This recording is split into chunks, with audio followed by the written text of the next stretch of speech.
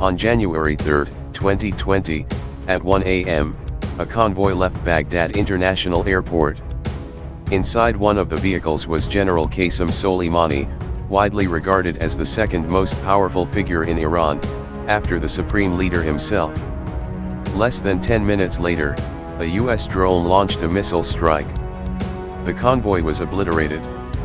Soleimani was killed instantly. The world held its breath. A major war between the United States and Iran seemed inevitable. But what shocked many wasn't just the strike itself, it was the question it raised. How could a country like Iran, under economic sanctions for over 40 years, send a top general to Baghdad, openly coordinating military operations across Syria, Lebanon, Yemen, Palestine, and Iraq? When did Iran, a Middle Eastern nation with no nuclear arsenal, no Western allies, and a struggling economy, become Washington's most formidable rival in the region? This video will explore how Iran rose to power in the shadows, why the US has never been able to bring it to its knees, and whether this decades-long rivalry is anywhere near its end. The Iran-Iraq War lasted 8 brutal years and left over 1 million people dead. Iran was isolated, under-equipped, and without allies. It faced chemical weapons attacks, and yet, it held the line. That war left behind 3 enduring lessons that continue to shape Iran's strategic mindset to this day. Small blue diamond first, never let the war reach your own soil. Iran's leaders learned the hard way, if war reaches your homeland, the destruction is immeasurable. So they adopted a doctrine known as forward defense, the idea that Iran's battles must be fought far beyond its own borders. To achieve this, Iran began building a vast network of proxy forces across the Middle East, in Iraq, Syria, Lebanon, Yemen, and Gaza, all designed to push threats outward and avoid another war on Iranian territory. Small blue diamond second, real power comes not from tanks or jets, but from people willing to die for a cause. During the war, Iran couldn't match Iraq's modern Western-supplied arsenal. Instead, it relied on human wave tactics, guerrilla warfare, suicide missions, and above all, ideology. Religion was turned into a source of national resilience. Out of that crucible, the Islamic Revolutionary Guard Corps, IRGC, rose in stature, eventually becoming more powerful than Iran's regular army. The IRGC was tasked not only with defending the regime, but also with exporting the revolution abroad. Within it, a special operations unit was born. The Quds Force, charged with training and supporting Iran-aligned militias outside its borders, from Hezbollah in Lebanon to Shiite fighters in Iraq. Small blue diamond third, never trust the West. Throughout the war, Western nations stood by Iraq, even as Saddam Hussein used chemical weapons. The United States even provided Iraq with satellite intelligence to help target Iranian positions. To many Iranians, this was definitive proof. If we don't defend ourselves, no one else will. Since then, Iran has embraced a doctrine of self-reliance, build influence across the region to avoid isolation, and if necessary, strike first to deter any future threats. When the war ended in 1988, Iran was economically devastated. But strategically, and ideologically, it had emerged stronger. And perhaps more importantly, it had produced a generation of hardened commanders who would go on to shape Iranian foreign policy for decades. Among them, Qasem Soleimani. Fast forward to 2003. The United States invaded Iraq, aiming to topple Saddam Hussein. Washington claimed Saddam had weapons of mass destruction and ties to terrorism. But few anticipated who would benefit the most from Saddam's fall: Iran. Small blue diamond Iraq had once been Iran's most dangerous enemy. Saddam Hussein didn't just launch a war against Iran, he was a Sunni strongman ruling a Shiite-majority country, and a major regional check on Iranian expansion. His regime had long blocked Iran's influence in the Arab world. But once the US removed him, Iran saw a golden opportunity to turn Iraq from a hostile neighbor into a friendly backyard. Small blue diamond America invaded, and Iran moved in. While US forces were busy trying to stabilize Baghdad, Iran acted swiftly and decisively. It sent in political advisors, forged deep ties with Shiite political parties, and trained powerful militias like the Badr organization, Kataib Hezbollah and Asaib al-Haq. These groups not only fought US troops, they also ran for office. Over time, they embedded themselves into Iraq's post-war political structure. Many Iraqi politicians who rose to power after Saddam had lived in exile in Iran, spoke fluent Persian, and had long-standing personal ties with Tehran's leadership. Small Blue Diamond America spent trillions, Iran spent a fraction. While the US poured over $2 trillion into Iraq and lost more than 4,000 troops, Iran's investment was relatively modest. A few $100 million, a few hundred advisors, and decades of intelligence tradecraft. In the end, it was Iran, not America, that held real influence in Iraq. Qasem Soleimani, the commander of the Quds force, frequently flew to Baghdad. He held private meetings with Iraqi leaders, influenced ministerial appointments, and coordinated militia activities. At times, he entered Iraq without even needing a visa. Iraq became a strategic link in Iran's arc of influence. For Iran, Iraq wasn't just a neighbor, it was a critical geographic bridge that connected Tehran to Baghdad, Damascus, and Beirut, forming a continuous Shiite corridor of influence stretching across the Middle East. This corridor allowed Iran to create a regional buffer zone, and more importantly, to build a secure supply route to allies like Hezbollah in Lebanon, increasing pressure on Israel from its northern flank. Ironically, the US invasion of Iraq, launched to neutralize weapons of mass destruction that didn't exist, ended up handing Iran a strategic gift, enabling Tehran to emerge as the most powerful Shiite geopolitical actor in the region. If Iraq was the unexpected gift the US handed to Iran, then Lebanon was the ideological child that Iran nurtured, and arguably its most successful experiment in proxy warfare. Small Blue Diamond Hezbollah, Iran's model for proxy warfare. Hezbollah was founded in the early 1980s, during Israel's occupation of southern Lebanon and shortly after Iran's Islamic Revolution. Iran moved quickly, sending Revolutionary Guard advisors to help form, train, and fund the group. What began as a small militia gradually evolved, with Iran's help, into a full-fledged political military force. Tens of thousands of fighters, a massive stockpile of rockets, its own media network, and even a presence in Lebanon's parliament. Small Blue Diamond, a small force, but Israel's nightmare. In 2006, Hezbollah shocked the region by going toe-to-toe with the Israeli military for over a month, killing hundreds of Israeli soldiers and civilians. It was the first time a non-state actor had inflicted such heavy damage on Israel's military might. Since then, Hezbollah has become Iran's most powerful deterrent against Israel. If Israel were ever to strike Iranian territory, Hezbollah could retaliate with thousands of rockets fired from Lebanon. Small Blue Diamond, more than a proxy, a strategic alliance. Hezbollah is not a mere hired gun. The relationship is built on shared ideology and long-term strategy. Hezbollah sees Iran as a spiritual and political anchor. Iran sees Hezbollah as a trusted partner, capable, loyal, and strategically independent. Its leader, Hassan Nasrallah, openly pledges allegiance to Iran's supreme leader, but doesn't follow every order blindly. Their relationship is built on mutual trust and shared objectives, resisting Israel, opposing the US, and defending what they call the axis of resistance. Small Blue Diamond, why does Iran invest so heavily in Lebanon? 1. Geography. Lebanon borders northern Israel, an ideal location to apply military pressure. 2. Demographics. Lebanon has a large Shiite population, fertile ground for political and social influence. 3. Messaging.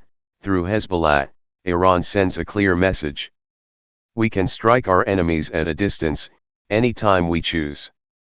Hezbollah embodies Iran's preferred model of power projection, credible military pressure without direct attribution.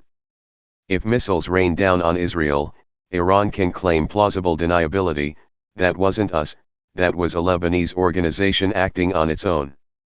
But everyone knows, the Tehran-Beirut connection has never been broken. Nowhere has Iran invested more, or taken on greater risk, than in Syria.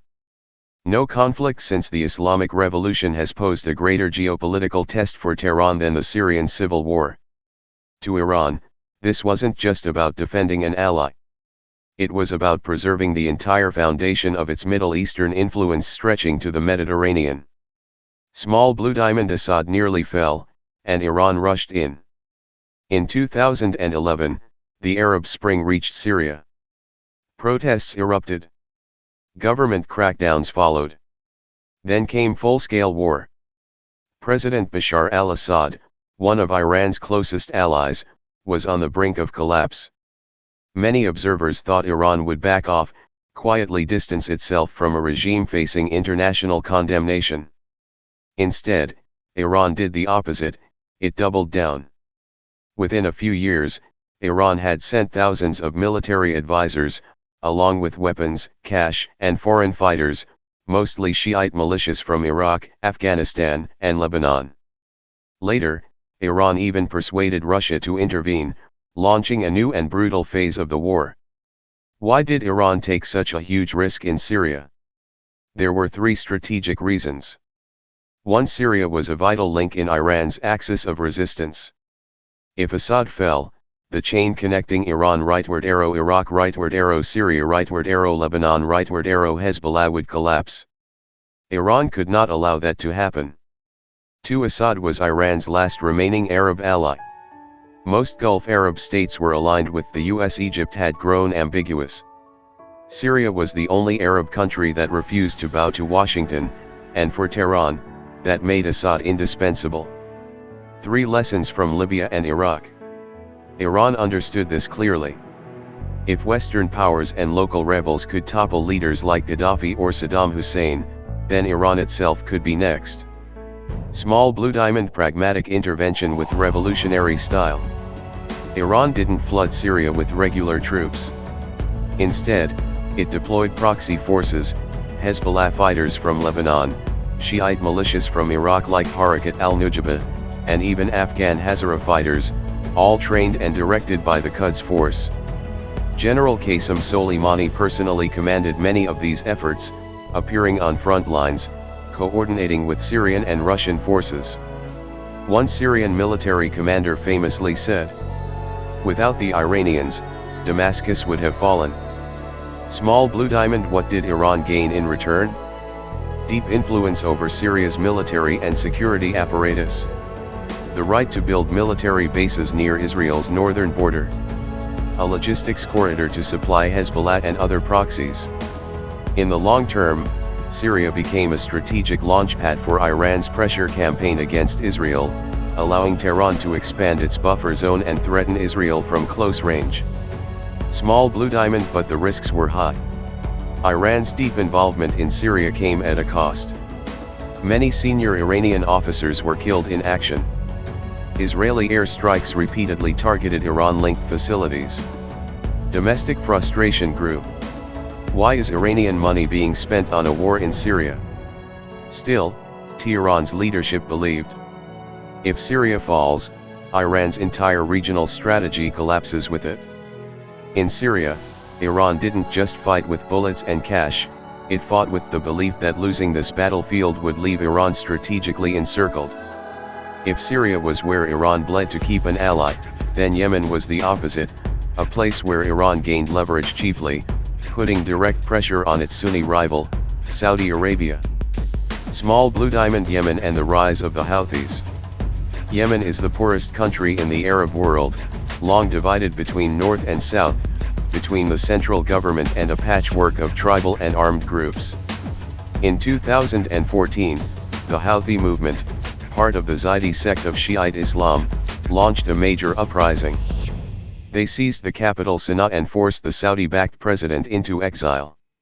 Alarmed, Saudi Arabia and its allies launched a full-scale bombing campaign in 2015, hoping to crush the Houthis and restore their preferred regime. Small blue diamond. Iran didn't start the war, but seized the opportunity. There's no solid evidence that Iran orchestrated the Houthis' initial revolt. But once the group gained control of northern Yemen, Tehran moved quickly, supplying weapons, missile technology, drones, and media support. What began as a local insurgency became a long-distance arm of Iran's deterrence strategy, capable of launching missile strikes across borders, targeting Saudi oil infrastructure, even reaching into the UAE. Small blue diamond: a strategic advantage, maximum pressure, minimal cost. While Saudi Arabia and the UAE spent billions on their military campaign, Iran invested far less, perhaps only a few $100 million over several years, mainly through training and technical support. This was textbook Iranian proxy warfare. No need for boots on the ground. Upgrade to Panopreader, the standard edition, more voices and features available, and know this audio clip.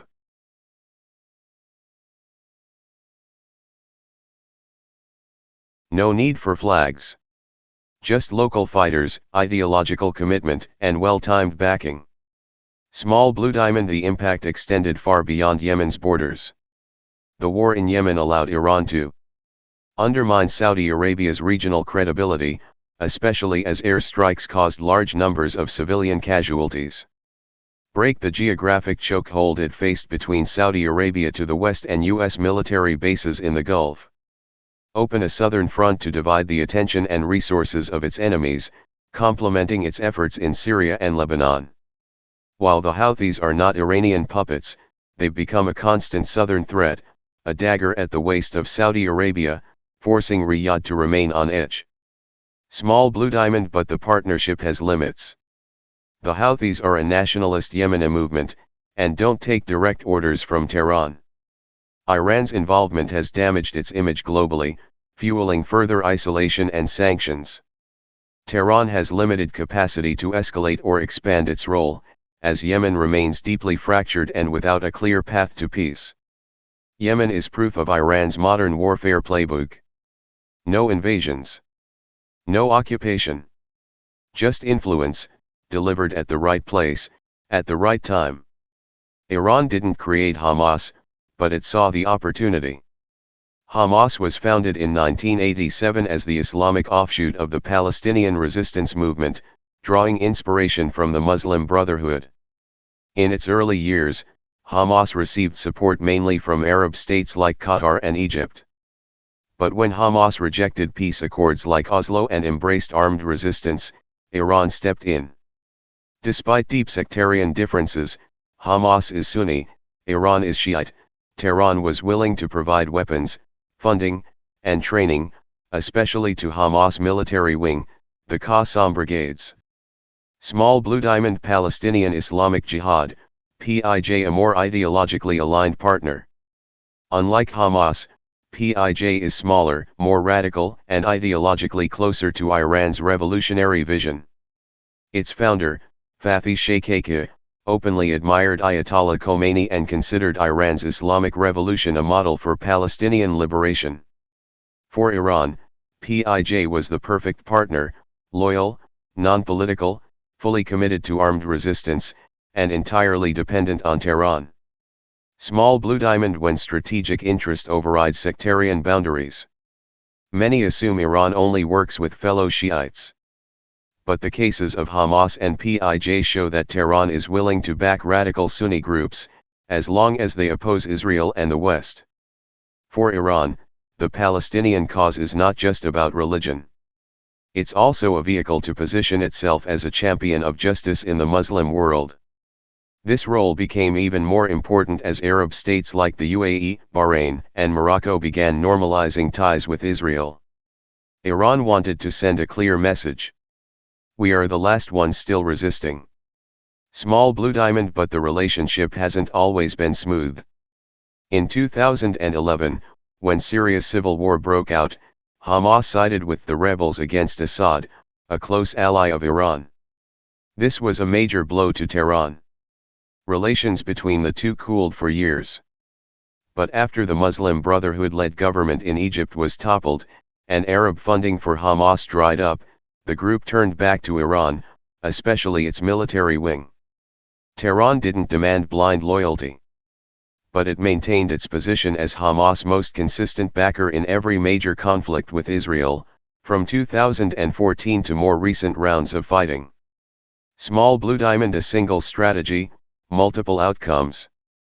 By supporting militant groups in Gaza, Iran increased pressure on Israel from the south, complementing Hezbollah's threat from the north, created a divide between the U.S.-aligned Palestinian Authority in the West Bank and Iranian-backed Hamas in Gaza, reinforced its leadership role in the axis of resistance, proving its reach could cut across both sectarian and geographic lines. Iran doesn't need to plant its flag in Gaza. All it needs is that, whenever war breaks out with Israel, rockets fly simultaneously from southern Lebanon and the Gaza Strip, a clear sign that Tehran's influence knows no borders, and respects no sectarian lines. Then came the most explosive moment in years. In the early hours of January 3, 2020, the Middle East was shaken. A U.S. upgrade to Panopreader, the standard edition, more voices and features available, and know this audio clip.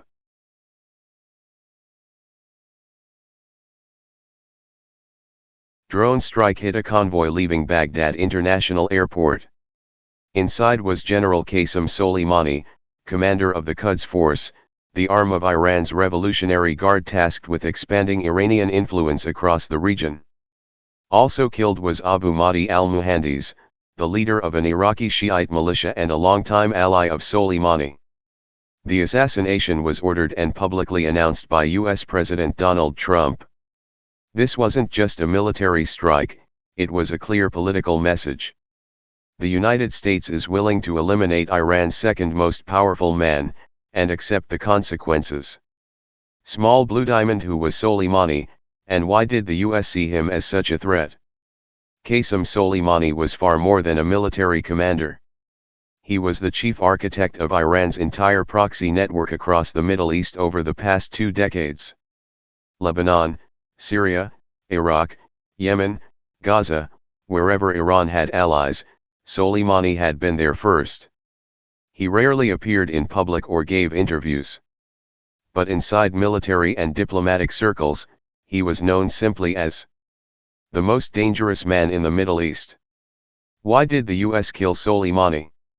Washington claimed that Soleimani was actively planning attacks on American personnel and was responsible for the deaths of hundreds of US soldiers in the past. But beneath the official narrative, there was a deeper strategic motive: to strike at the central nervous system of Iran's vast proxy network. It wasn't just an attack on a person, it was an attempt to decapitate the brain behind 2 decades of Iranian influence. Small Blue Diamond: how did Iran respond? Just days after the strike, Iran launched a volley of missiles at an al-Assad air base in Iraq, where US troops were stationed. No American lives were lost, but it was the first direct, overt Iranian attack on a US military base in decades. The world braced for full-scale war. But after a few tense days, both sides backed down. Still, what surprised many observers was this: Soleimani's network didn't collapse. Shiite militias in Iraq, Hezbollah in Lebanon, the Houthis in Yemen, all continued to operate. In fact, many ramped up their activities in the following years. Small Blue Diamond: a tactical turning point, not a strategic one. Soleimani's assassination didn't stop Iran's regional ambitions. Instead, it forced a shift in tactics. Iran reduced the visibility of senior commanders. It emphasized long-range precision weapons, especially drones and cruise missiles. It leaned harder on proxy forces, making attribution more difficult. Many analysts now believe that Soleimani had built a decentralized system. He was essential, but not irreplaceable. He died, but the strategy lived on. Small Blue Diamond: a bigger question: did the US really control the aftermath? Soleimani's death created a temporary power vacuum. but it also unleashed a more fragmented, unpredictable network. With no central coordinator, Iranian-aligned groups acted more autonomously, making it harder for both Iran and the US to manage escalation. Ironically, in trying to destroy Iran's influence, Washington may have made it more diffuse, more agile, and harder to contain. Soleimani is gone, but the doctrine he helped shape remains intact. The assassination was a turning point in form, but not the end of Iran's regional project. If anything, it marked the beginning of a more volatile era, one where no one asks permission, and everyone is ready to strike.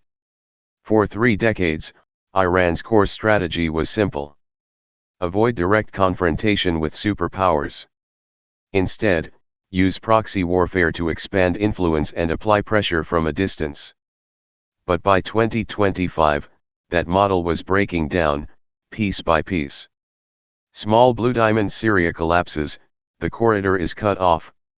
In late 2024, the Assad regime, Iran's most loyal ally, suddenly crumbled, following military defeats, internal revolt, and intense international pressure. Russia began withdrawing. Opposition forces reclaimed territory. For Iran, losing Syria meant losing a vital logistics corridor, the main route for moving weapons to Hezbollah in Lebanon and Hamas in Gaza. An influence network that had taken 20 years to build unraveled in a matter of weeks. Small Blue Diamond Hezbollah falls, a strategic symbol shattered. Immediately after Syria's collapse, Israel launched a massive military campaign in southern Lebanon, targeting Hezbollah, once the crown jewel of Iran's proxy forces. Long regarded as the most powerful non-state military actor in the region, Hezbollah was hit with unprecedented force. Underground bunkers, command centers, and missile silos were systematically destroyed. Over 70% of its military capacity was wiped out, and its longtime leader, Hassan Nasrallah, was killed in an airstrike. For the first time in 30 years, Iran was unable to save Hezbollah. Small Blue Diamond Hamas is crippled, Gaza goes silent. By late 2023, following renewed war with Israel, Hamas was under siege. Its military infrastructure was decimated, rocket stockpiles destroyed, tunnels uncovered, senior commanders killed. With Syria no longer a supply line, funding from Qatar drying up, and Iran overstretched, Hamas was effectively abandoned, left to survive in isolation. Iran collapses at home, no longer able to play the great game. As Iran's regional allies fell one by one, the situation inside the country spiraled into crisis. Inflation soared past 40%, with the national currency in free fall. Widespread blackouts crippled industrial output. Mass protests erupted, triggered by water shortages, medicine scarcities, and skyrocketing youth unemployment. Reformist politicians were sidelined, while the government fractured between military hardliners and clerical elites. Not since the 1979 Islamic Revolution had Iran appeared so fragile, politically, economically, and socially. Small Blue Diamond June 2025, Israel and the US strike Iran directly. On June 13, 2025, Israel launched a surprise missile attack on nuclear and military sites inside Iran, a move without precedent in the long and tense history between the two countries. Then, just 1 week later on June 21, US President Donald Trump ordered airstrikes on Iran's 3 largest nuclear facilities, Fordow, Natanz, and Isfahan. Using 30,000-pound bunker buster bombs, the US obliterated key parts of Iran's uranium enrichment infrastructure. In a span of 7 days, Iran was hit directly by both Israel and the United States, with strikes landing deep inside the strategic heart of the Iranian regime. This marked a radical shift in the nature of the conflict. For decades, Iran had fought from the shadows, using proxy militias, asymmetric warfare, and ideological influence to shape the Middle East. Now, the war had come home. No more buffer zones. No more deniability.